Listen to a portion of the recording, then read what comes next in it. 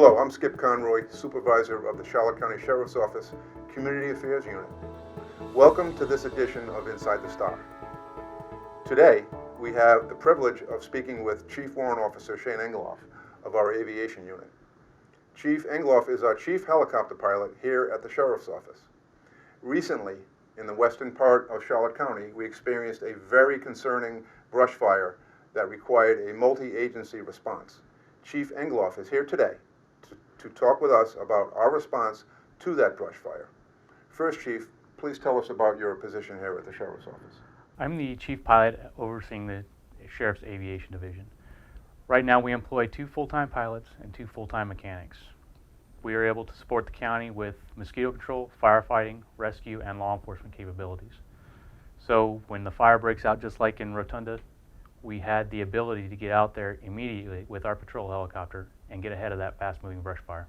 So, Chief, explain to our viewers what the role is of the Sheriff's Office in fighting fires.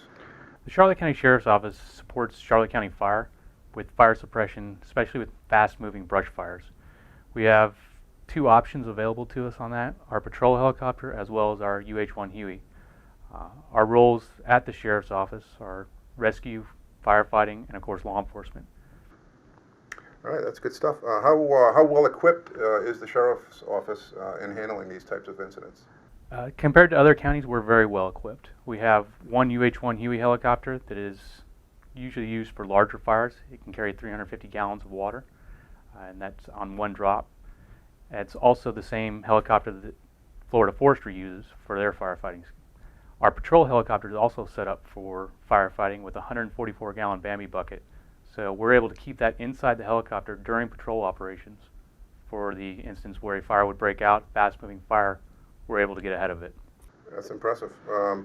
Can you explain to our viewers what your experience as a pilot is? My experience, I started flying when I was about 19 years old, airplanes in Southern California. After 9/11, I joined the Army. I was an OH-58D Scout helicopter pilot and instructor for the Army. Did multiple tours, both Iraq and Afghanistan.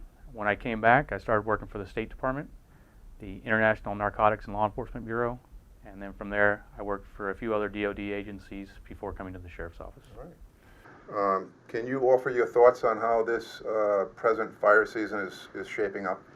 I can. After Irma came through, there's a lot of downed large trees, things like that, creating a lot of fuel for the fires. We haven't had a big fire season yet, so all that fuel is still continuously waiting out there. So it has the potential to be a very big fire season this year, next year, whenever that stuff actually catches on and lights off. Well, that's concerning.